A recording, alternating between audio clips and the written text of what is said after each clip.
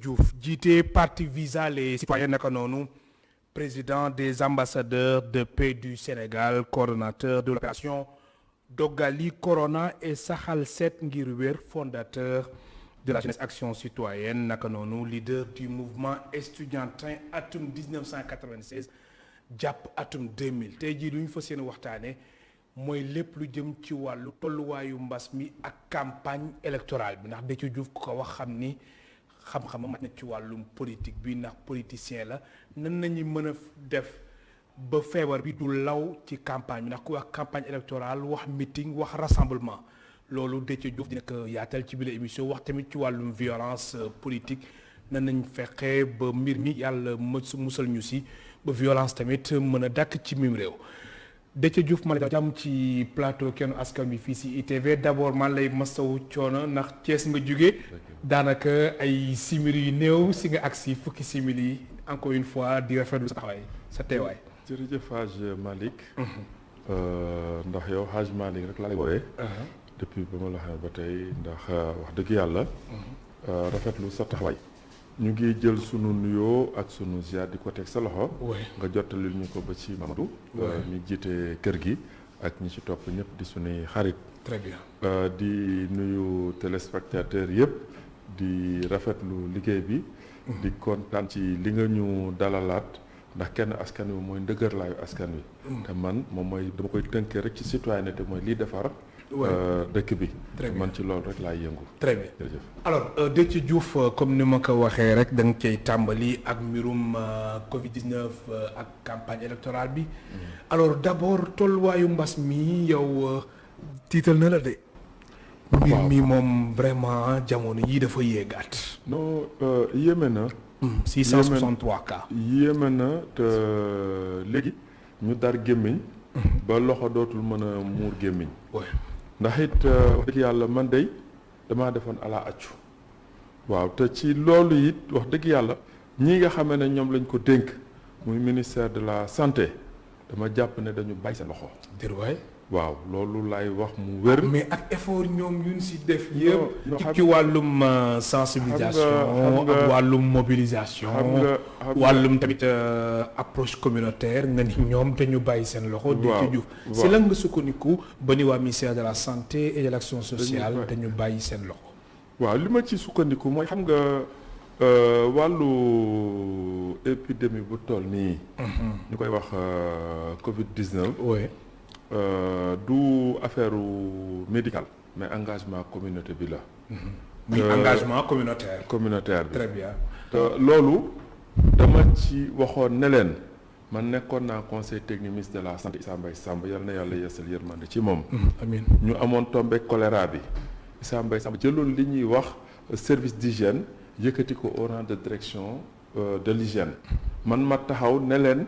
lii nañ leen def ñoom direction générale de l'hygiène ndax dafa am loo xam ne saxal set la ndax nit ñi dañu gaaw a sénégalais xaw a bindoo noonu gaaw a naagu gaaw a bàyyi da ngay dóor bal bi mu ñëw ba ci trait bi nga daw tàllal say loxo fekk na bal bi duggul kon xam nga effort bu nul la te tey ñi nga xam ne ñoom nga dénk wàllu cet bi ci wàllu institution ci wàllu lépp boo leen ginnaawalee mais lii rek résultat bi ngay am ndax nit yi waa service d'hygiène man duma ko jiite du ma fa liggéey du ma fa def lenn mais kuy fàttali ko xam na ne ñoom bu ñu daan naan sunu yaay yi dañuy waa dañ lay bind.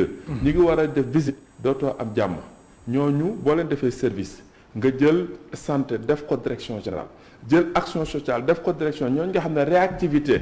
maanaam réaction mooy dafay am luy dal ba pare. ñoom ñu war a réagir. waaye léegi nag li tax yow maanaam doo indi réactivité nga war a développer proactivité mooy maanaam nga taxaw balaa. nga fegu balaa dina ñëw.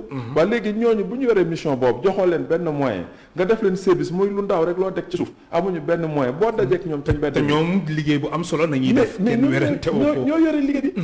ndax engagement comme looluy seen liggéey booy dajeek ñoom ñi ngi dox ñi ngi ñàkk ñi ngi sonn mais wax dëgg yàlla nekkoon nañu am na tuuti renouvellement. mais tey fi ñu leen war a yóbbu. pour mën a xeex wàllu cet.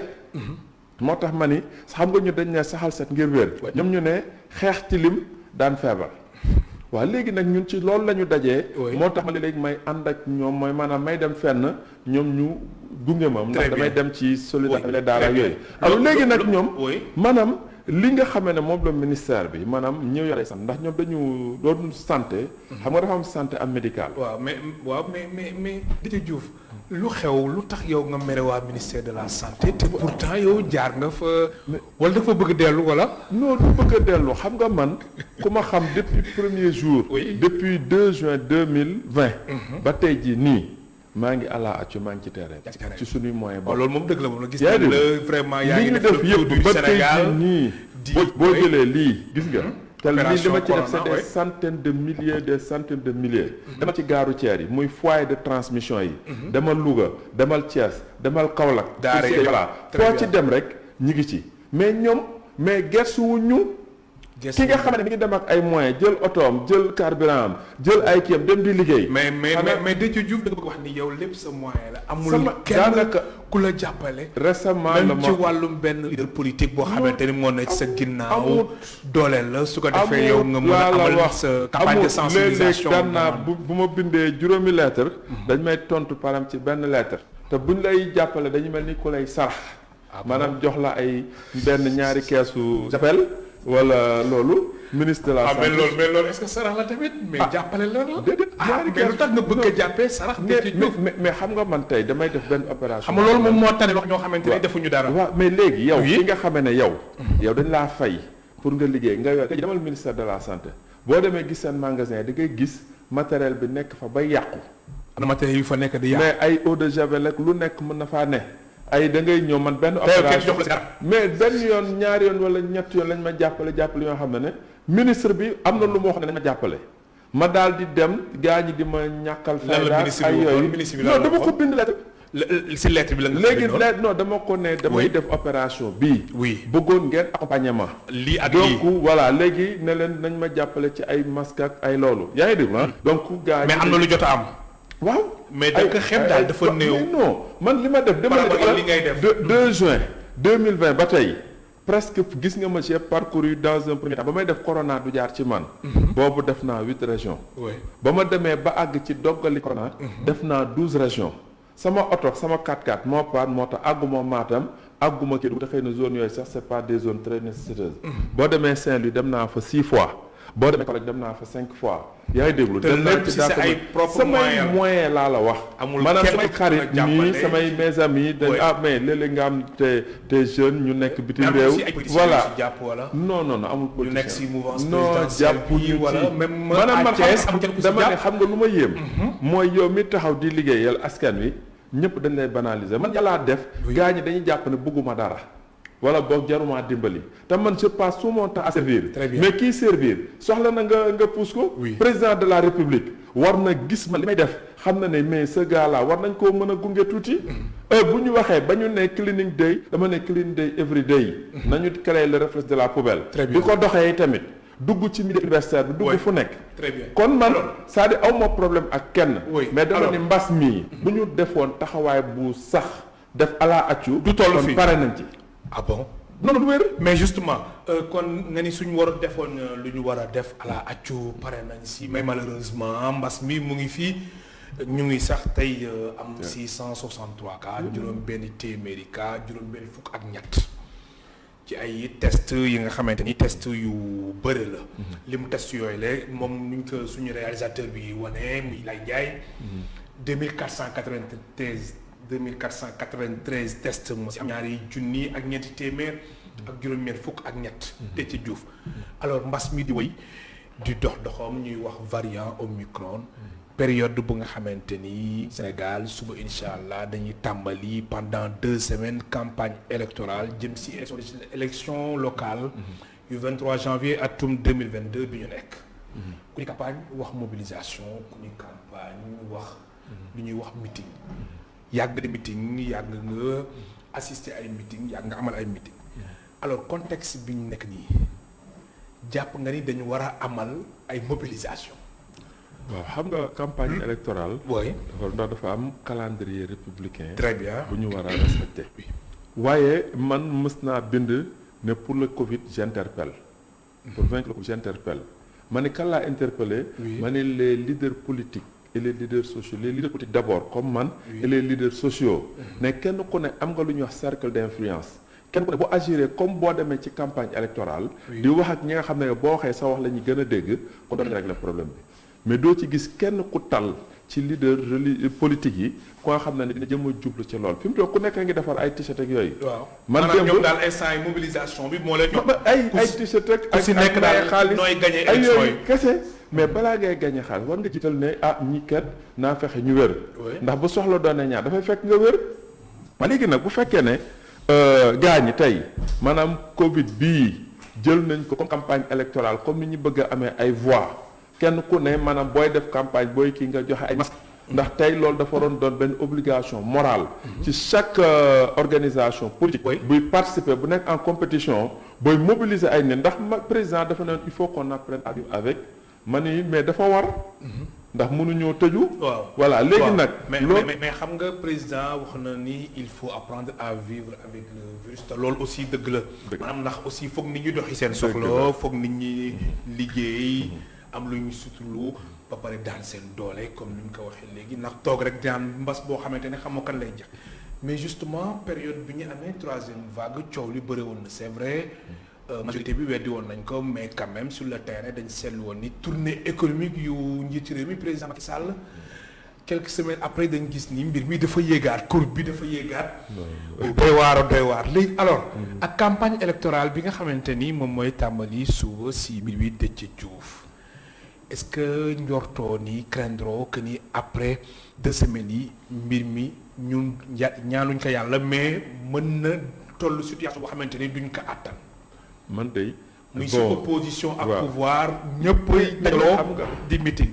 xam nga kenn ku ne da nga war a def lu ñuy wax assumer ta responsabilité individuelle très forte. yaa ngi wax président ci tournée mi yëpp waaye tournée mi fa mu dem. après kenn gisu fa ay flambée des cas. donc man mais quand même.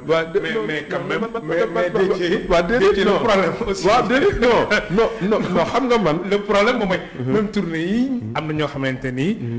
te ñu jóge ci région yi. waaw am na ñoo xam ne ñu jóge Dakar.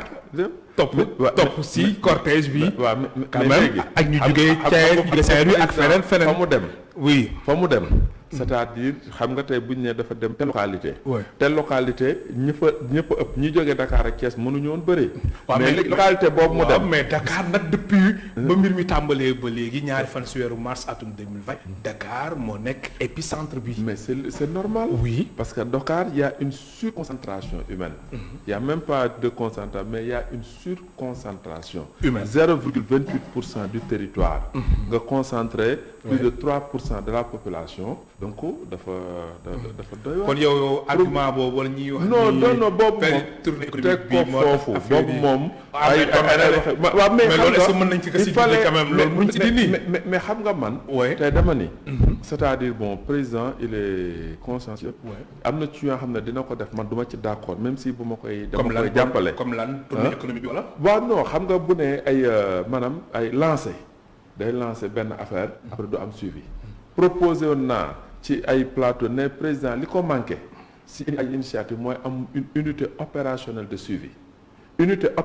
de suivi waxuma ay gaañ ay xam nga opérationnel mooy ñoo xam dañuy dem ci te ndax moom li mu wax gannaaw yàlla mën na ko mais du dul am ku ci topp ndax moom bu waxee bu fi muy waxal la gaañ ci xewal te président moo war a bañ gaañ di xewal maanaam moom rôle am moom mooy lancer mais bu lancer dafa war a am suivi ñu ne tey jii président wax na lii ñu ne kii kat Hadj Malick moo ko war a topp su engagement li la ñu dénk maanaam direction wala ministère bi ko war a def mais war na am moom président lu aju ci moom loo xam ne dépendul ci kii lu nga xam ne parce que tey boo nee nit ki suivre ministre ba pare dépendre ci ay digalam. très bien day poser problème. très bien alors ma fàttali suñu mbokk téléspectateurs yi ñu ngi dalal Déthié Diouf jiite parti Visa les citoyens naka noonu Déthié Diouf moom mooy coordonnateur opération Dogali Corona et Saxal Set ngir wér.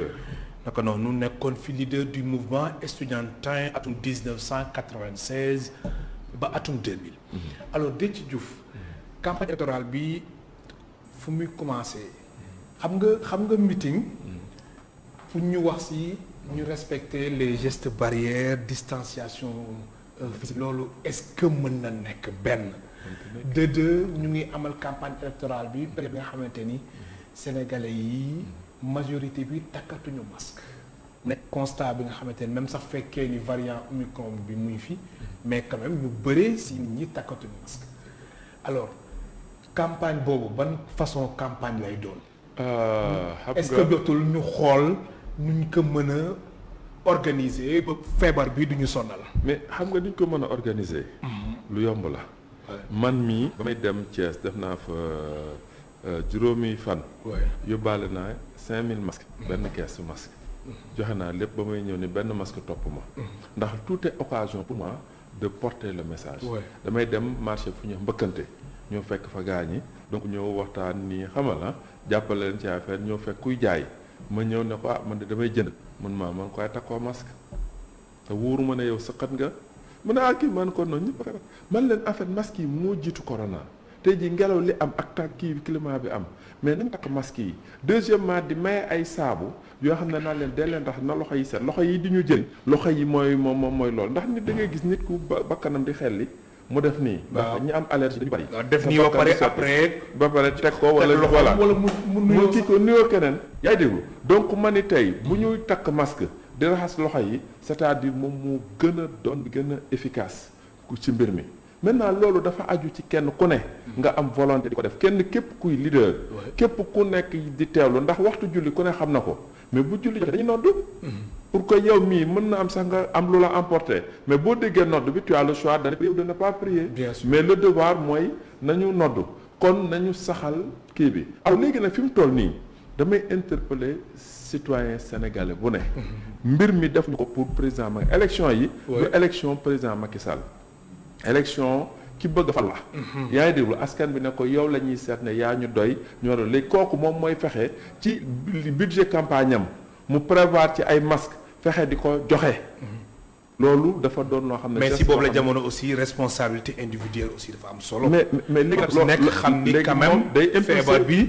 voilà mais léegi kenn ku ne mooy appel bi may lancé. man damay ñëw fekk nit daal di ñëw waa saa yi naa def saa mun a man de dama bëggoon ñëw fekk comme kuy jaay frox caaya mu daal di ñëw wax sa maaju seetal frox caaya waaye yow affaire bi nu naa lu neex de frox caaya doo sol masque.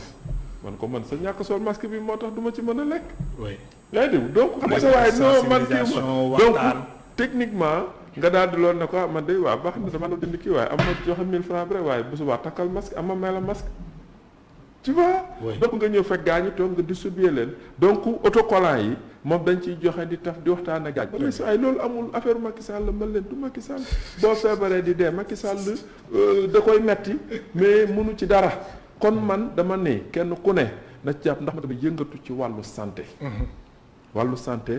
di conseiller nit ñi di wax nit ñi lu ñuy war a moytu di leen wax lu ñu am ci ay garab te mën leen jàppale donc di leen orienter. ba nga xam ne dëgg-dëgg maanaam nit ñi dinañu gën a bàyyi seen xel ci seen wér-gu-yaram ndax hôpital ñi ciy dem ñu tuuti la par rapport ñi fa war a dem te amuñu moyen dem fa.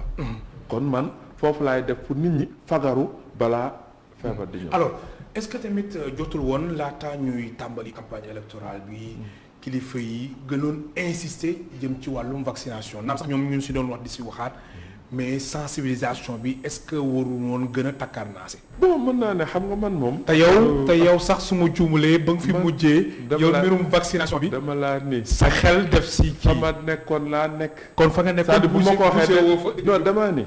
man dama laa ni man. damaa gëm ne masque yi ak loxo yi set. moom moo gën a wóor vaccination maintenant vaccination baax na mi ngi yéeg kon nag maanaam ñi amul pexe nañ dem defi loolu. yaa ngi mais man tey jii nii. bon fi may wax ak yow nii vacciné wu ma. waaw du neex ni mais man décce man loolu benn instant dama ko mënul comprendre si yow ndax yow dafa am kuréel goo jiite. waaw nga yëngu ci wàllum sensibilisation. waaw wër Sénégal gi yëpp. waaw daanaka dem nga fépp. ngir nit ñi ñu jël seen ay matukaay ngay joxe ay gel ay masque mais ba tey yow nga ni doo ñàkku ba xam nga nit moom man ku ma xam na ne li ma gëm laay wax bu dee jotee ma dee ci vaccin baax na yaa ngi déglu mais yow daal doo vacciné wu bii ni mu demee xanaa obligation mooy tax mais dama ni benn moment ba dese yi jóge ba bari ba campagne naa pour gaa ñi vacciné wu gars yi vacciné wu. mais yow vacciné wu. non boobu xam nga waaw mais non dama lay expliquer mu simple mooy man wala xam nga dafay niru loolu bul ma comprendre ndax man loolu léegi même ma wax defal nag dee ci loolu paradoxe la man mënuma comprendre yow décès yu bëri waaw ngay sensibiliser nit ñi ñu dem ñàkku ji te yow doo ñàkku waaw léegi man loolu mën ma comprendre waaw léegi nag xam nga li lay niru contradiction lu simple la xam nga man dès le début oui balaa vaccin bi di ñëw am na wax yu ko jiitu vaccin musul indi maanaam jiixi jaaxa ci xelu nit ñi ak yañ ca wax dëgg la wala du dëgg image yi ci jot a am na yaa ngi fàtte infirmière américaine bi ñu vacciné en public après mu daal di évanouir en public kooku ne gis na ko ak mais quand même à un moment donné aussi seetlu nañ ni sénégalais yi ba affaire bi takkarnaase dañ doon def am rës bu doy waar mais ci centre de léegi santé moom laa lay wax noonu dama laa ne man boobu Oui. ba nga xam ne man fa nax naa gaañi maytu leen affaire bi dina gën a garaaw gaañi dégguñu ba mu demee ba nga xam ne maanaam décès yi bari na boo demee ci cimetière yi gis embouteillage yu corbillard yeeg yooyu tu vois j'ai dit que en fait tey vaccin bi vraiment je vais dire aux gens écoutez vraiment moo fi sës mais boobu ba tey teewul yow tamit nga ñàkk non donc kay dama tey amoon nga doomu jàngoro ji man ba ma am naa ko ba wér si booy mais xam nga dama ne yaram da nga koy fekk balaa feebar a ñëw bu feebar ñëwee mën na la faagaagal wala mu faat la man nag dama dëkk ci fexe di fegu balaa feebar di ma mën loolu aussi laay sensibiliser di wër réew mi di ko sensibiliser nit ñi maintenant vaccin bi new ma ne daa bon ndax du ma mais li sama xel nag laay def xamal léegi man de sujet boobu lu wax bëgguma ci wax ndax en fait sama gars ñi bon j'ai mes amis professeurs non waroo wax loolu est ma ne mais man quel que soit li ma gëm rek man laay wax maintenant nag vraiment néew ma bu kenn vacciné wu. mais période yow daal ma léegi nii sama xel dalul man. maanaam yow jamono jii da nga wuti sama genre yi nga xamante ni jël leen seen première dose. jëloon après dal xaar lu yàgg. non jël mu jël si mu dose nga jël. jamono jii sax ñuy woo waxu troisième dose nga xamante ni même suñ ñëwee incha allah. waaw bon man daal de façon pour loolu. je dis que man néew ma bu kenn vacciné wu mais dama ni. oui protection bi njëkk mooy takk masque. fagaru raxas loxo yi man loolu laa gëm.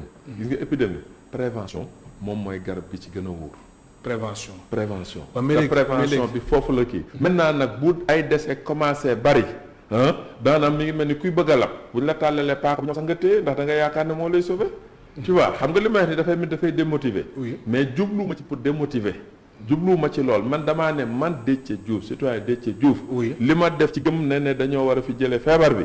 yaakaar naa ne tey bu ñu doon natt ci Sénégal amul ku ma ci tolloo ci sama engagement. te moyen jógewul ci état pour ma def ko. am na solo voilà jëm ci wàllum campagne électorale bi. waaw dañu war a exiger leader politique yi nga xamante ni dañuy woote ay rassemblement ñëpp takk masque wala. loolu moom obligation la war a doon. mais loolu est-ce que waruñu ko woon wax. mais dafa man li ma mais ba léegi nii kenn waxu si dara. mais xam ba léegi nii kenn waxu si dara looloo ma jaaxal. ndax masque yi moom obligation la waroon doon maanaam ñu def arrêté. wax ne rassemblement public yi. très bien na gaa ñi takk masque. ndax benn bu ñu ñëwee poussière baa ngi fi. allergie yi ñu ngi ci période du sedd. donc période bi nga xam ne ñaa ngi taal donc allergie yi dafay jóg. te bëri na ñu am ay allergie ak sunu environnement bu pollué bi donc feebar bi aussi doo xam. yaa ngi dégg maintenant bu nit ñi takkee masque kenn ku ne di nga mën a dimbali sa bopp kon loolu ministère de la santé waroon na ci def taxawaay bu leer yaa ngi déglu ministre de l'intérieur def ci taxawaay bu leer yaa ngi déglu président de la République lancé ci appel loolu moom wax dëgg yàlla xam nga maa ngi woon ci benn meeting d'investiture bu candidat le ministre Yankhoba Diattara pour la ville de Thiès. seen foofu bëri na coow de. waaw après bu la neexee ñëw ci kanam tuuti seen foofu bëri na coow de. mais j'ai vu que wax dëgg yàlla le ministre d'État Augustin Tine. takk na masque. gis naa ne l'honorable député Abdou Mbow takk na masque. gis naa ne daal responsable le ministre de l'artisanat docteur Ndiaye takk na masque. donc ñi ma gis daal mais campagne bi nag quand même. obligation la war a doon dañu war a sensibiliser seen militants yi très bien. dañu war a jël lool léegi nag na ministre de l'intérieur mi yore la force coercitive. mooy moom mi nga xam ne moom mën a obliger nit ñi ñoom nañu def lañu def ku dugg ci kaar nañu tas nañu jël ASP nañu mettre tout le monde à contribution. ndax préfet xam na képp kuy def war a def rassemblement da ngay def déclaration. bien sûr du autorisation déclaration ngay def mais ñoom xam nañ déclaration yi am nañu personnel te léegi ñoom bu ñu ñëwee inspecter lieu bi nga xam ne fa lañ koy defee lieu bi dafa am ay côté yu nit ñi di duggee donc nañ fa teg ay kii nekk solul masque doo dugg. loolu moom dafa war a am dafa war a am. mais alors ñu gis ni candidats yi loolu moom lu leer la ils sont exposés ñoom jaxasoo beeg ndax candidats yi moom des fois dañuy bëgg di saafonteeg seen militants yi ak tamit def ay visites de proximité ñoom aussi dañu war a def ndànk. ah ñu ngi ci de gaañu nag dofuñu de gaañu.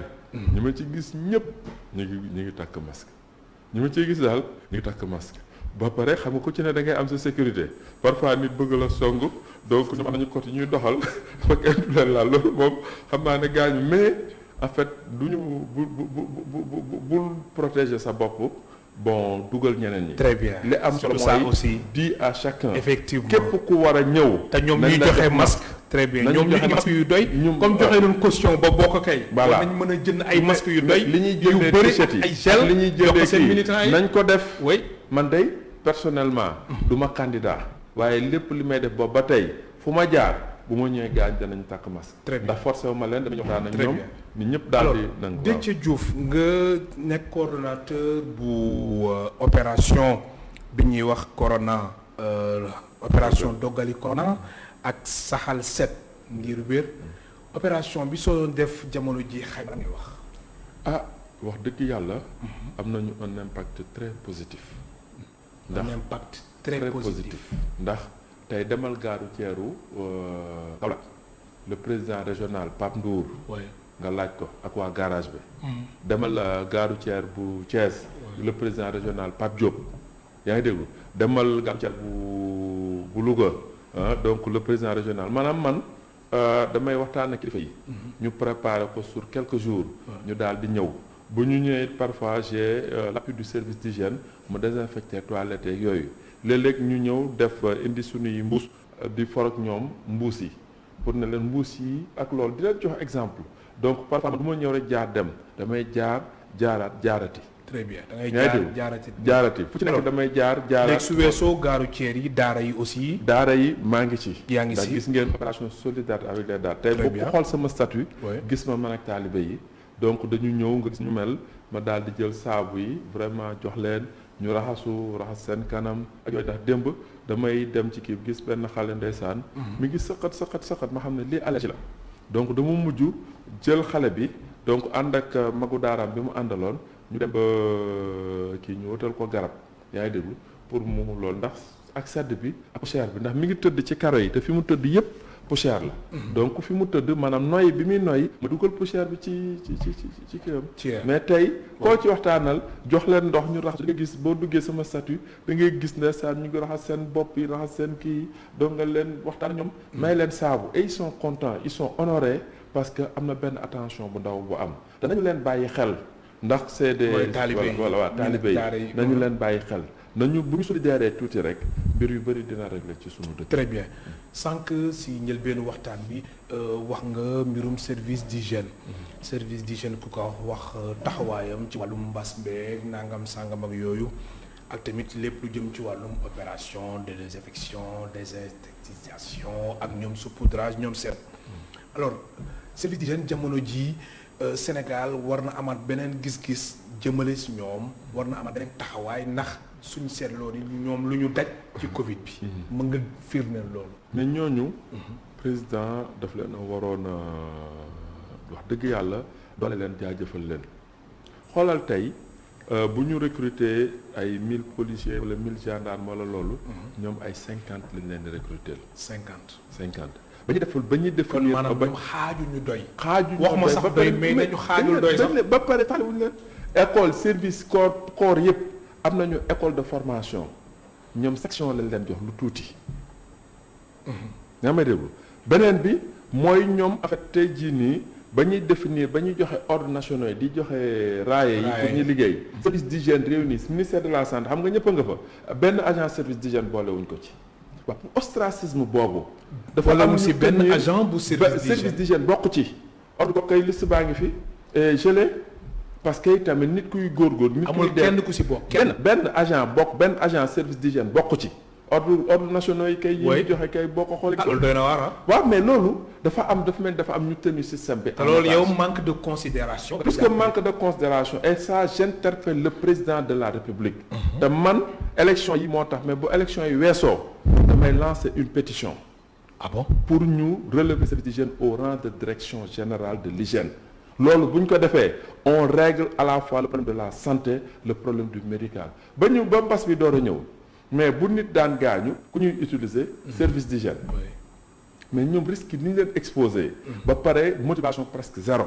tey jii maanaam bu ñu liggéey amee dafa am benn direction bu ñu la direction de la prévention docteur Ndiaye moo ko yore. oui Mamadou Ndiaye yaa ngi dégg mais liy joxe xaalis dañ ko féetale mais liggéey bi waa service d'hygiène golo day béy baabul di dundee mooy waa service d'hygiène ñooy liggéey demal frontière li ma la wax nii ci texte yi laay wax ak yow de. maanaam ñoom ñoo am légalement le droit de faire certain travail. mais ñoom bu ñu liggéeyee la direction de la prévention moo koy capitaliser or direction de la prévention dafa waroon doon benn direction ci direction générale de l'hygiène. waaw loolu nag direction de la prévention bu bokk ci direction générale de la santé. de ministère de la santé mais léegi direction générale de l'hygiène la waroon bokk. ba pare ñu créer école ba pare fi ñuy recruter 1000 policiers ak 1000 gendarmes ñu di fa recruter 1000 agents de l'hygiène c'est le seul corps bu nga xamee ne maanaam yow xam nga man comme tey sa papa day doon gendarme wala policier sa papa retraité yow nga amaat possibilité dugg fa mais service d'hygiène rek ngay liggéey ba retraité te sa doom mënu faa dugg. waaw léegi nag bu ñu ginnaawalee cet gi wàllu cet gi bu ñu ko ginnaawalee ñun fa luñ jëm. très bien alors Déthié Diouf Thiès foofu coow yu bëri na de ci wàllum élection locale yi ndax gis nañ ni yow lu nekk dal ñu la koy yàq lan moo xew.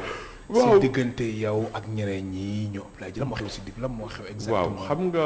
ñu ngi wax ay waxu trahison. qu'est-ce qui se passe. waaw xam nga trahison moom ki koy wax defe naa ci beneen côté la ndax man dama yore suma parti. ñu yore muy tudd visa les citoyens visa les citoyens versé caution 15 millions bokk ci élection yi donc boo demee Mbour donc boo demee Podor boo demee Tamba am na fu ñu nekk ba ñëwee Thiès ma ne man de sama action li mbëri naan li ma liggéey xajul ci yow ma ne man li ma liggéey xajul ci élection locale te comme gis naa ne Ablaye Dièye mi ngi góorgóorlu ma ne kii naa ko jàppale. donc ma ne ko dinaa la jàppale ndax suma maam El Hadj Khalifa Gaye. yal na yàlla yeesal yéen moo ma ne woon comme yow maire intéressé wu la. te kii de bëgg na ko dama bëggoon nga bàyyil ma ko xel boo ko mënee jàppale ndax vraiment. dama bàyyi ci xel donc ma jàppale ko. donc ba ma koy jàppale kenn ñëwul maanaam de A à Z. caution bi ñuy déposé CDC ak lépp maa mën a démarché maa mandaté dox lépp ba mu sotti. yaa ngi dégg donc ma ñu jox ma commission stratégique jox ma lu demee ne nañ ko jox ku ñëw Ablaye Sow suma rakk la ndax leader la woon après ci ñun mouvement étudiant. alors bu ñu demee ba ca biir waa ji il a une grande entreprise ñu koy góorgóorlu ñu koy jaajëfal ñu jox Oscar de l'homme social kon muy def lu am solo mais côté entreprise privée boo ko yoree xam nga foofu ñiy liggéey yëpp sa waaw la ñuy wéy ku la weddi bu la neexee nga dàq ko. mais wàllu politique nag beneen affaire la. donc man ma di ko tegal ay stratégie naan ko nii la ñuy defee bu jumee ma def ko loolu damay yeew 5 heures du matin mun maa sawaay grand man ko nag mun ma man du may teel a yeewu man ko ok parce que damay guddee tëdd man ko man nag ci fajar gi laay wax li may war a wax après daal loolu léegi nag moo tax nga jóge fa déedéet léegi nag ñun dama dem mais ñoom sa acte bi trahison nañ ko gis bu leen neexee mais xam nga man oui man mi joxe sama récépissé sans condition aw ci dërëm ndax dama gëmoon ne war naa mën a nekk mais boo demee di pratiquer nit ki gis na ne yow yaa ngi koy critiquer moom ñu dem ba ñoom ñu jàpp ne kii kat warul laa critiquer gaa ñi def benn kii yooyu man li may wax xam-xam laay wax boo ma ëppee xam-xam ma nangul la léegi nag ña doon wax di giigante man mënuñu weddi man li may wax yaa ngi déglu donc nag bu ma wooyee Ablaye du ma jël bu ma ko waxee daal bu critiquer du tontu donc ñu dem ba nga xamee ne gis naa ne man mënatumaa dem ci lii am na ci dox jàmm pour que vraiment ñu waxtaan ñu ne non ñun taluñu ko ñu jël approche mel leen non sëriñ si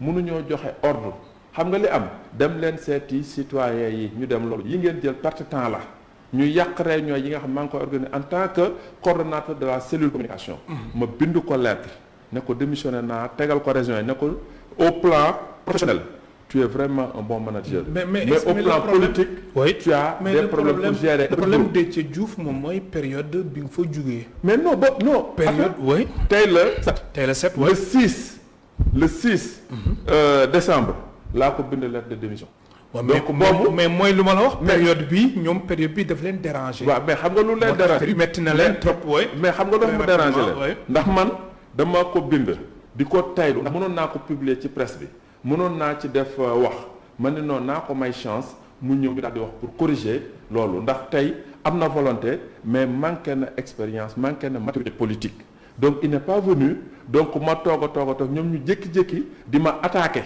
ku ñuy wax le directeur de campagne ñu may attaqué naan non le gars là ne c'est un top de Yankoba Diattara ay yu di wax ay affaire mais léegi man maa ngi titulaire xoolal je suis titulaire dans la liste de la ville 3e sur la zone nord fekk dama leen noonu man bu leen ma def ci liste yi. très bien léegi nag man bëggu moon dara léegi nag comme ñoo baxee nañu noonu ñi ngi may attaqué di jéem a yàq sama der donc nag ci laa décidé ne tey lu ma doon Yankoba Diattara man maa ko formé dans le mouvement étudiant yaa ngi dégg deuxièmement Yankoba Diattara jàng na il est aguerri auprès de à côté de Idrissa Seck deuxièmement tey pour notre génération il est ministre te Thiès fi mu toll ci war a jël enveloppe maanaam ku am manqué maturité mënu ko yore ndax day ñëw di tâtonner moo tax nag ma décidé man quand même ba ngay ànd ak ñi xamoo nga lii wala non ba may ànd ak moom non déglu ma ba may ànd ak moom xam nga nit ki mën nga koo sori donc man damay wax ak moom di ko bindal discours di ko jox orientation di ko jox ay éléments de langage ci def li may def ne ko bëgguma cee feeñ damay ñëw dox parce que man bu ma gëmee rek damay dem comme Baye Fall donc ci loolu man laa ne ok je prends ma décision je vais pas rester un acteur neutre j'ai décidé de soutenir Yankoba Diattara man leen Ablaye Dieng dafa manqué maturité politique moo tax Thiès attanu ko mënu koo yore pour le moment alors li ñu desee si ay simili bëriwul Déthié Diouf ñu taxaw ci wàllum violence bi non violence bi nga xamante ni ñëpp ñu ngi koy sàkku mu am si élection locale yu 23 janvier moo tax sax charte de non violence na fi ak waa cadre unitaire de l'islam alors non violence mën na am ci élection locale yi mën na nekk n'est-ce pas waaw ban yoon nañ war a mën a jaar waaw yoon bi xam nga anglais dafa ne to reach peace teach peace mooy boo bëggee am jàmm da ngay dox jàmm jàngale jàmm tey ki ñuy wax Alhaji Sidi Dramé président des oulémas Mandeng di ambassadeur de paix universel xam nga réew ñaan la ñu nekk muy umul xuraa fa mu nekk ca Sédhiou muy Firdawsi fii ci kaw kii fu mu nekk mu ngi def ay ñaan ci wàll ba pare di dox ba chef de village yëpp réew ni dañ neen nañ ko def un médiateur social ñu bëri xam ko fi Ndakaaru ak loolu ñi ngi def ñaan ba pare di dox wàllu jàmm très bien wax dëgg yàlla donc nit ñi bu ñu toog du ay charte ak ay lool xam nga lan la jëf la jàmm moom jëf la jëf la jëf jooju nag bu fekkee ne gaa ñi maanaam dañu bëgg a toog fële ba benn moment ñu bëgg a def ay action du voiement ndax booy dox jàmm bëgg a ñu gis la noo daam jàmm dox jàmm dafa ingrat ñun dox nañu jàmm ba université du tàkk en 2 élections présidentielles yi mujj ñun ambassadeur de paix ñoo dox ba université tàkk joué ci suñu position te corrompre ñu kenn joxuñu kenn xaalis mais xam nañ ne leader yi fi ne ay ils sont consciencieux maintenant nit ñi nañu xam na ne maanaam ay du yem ci bopp borom mën nga koo tàmbali mu dal fu la neexul dal sa kaw ndax bu dalee ci sa frère wala sa jabar wala sa doom nga xam na ne jaru ko woon kon man day en ma qualité de président des ambassadeurs de paix loolu de lay tàllal loxo pour gaa ñi xam na ne nit mën na signer ba pare du respecter li mu signer bëri na fi gaa ñi signer ay accord duñ ko respecter mais na nit ñi doon lu nga xam ne maanaam jàngale jàmm to reach peace pour am jàmm reach peace jàngaleel jàmm mooy jëfal jàmm. très bien alors en 30 secondes monnaie locale bu président Ousmane Sonko jiite PASTEF proposé ci wàllum Casamance loolu yow ban regard nga si am ce point de vue lan la Déthié Diouf. man dama jàpp ne suma frère Ousmane dafa mel ni ci beneen planète la daanoo rek daal di wala boog dafa tiit ci nelaw rek daal di sànni kàddu.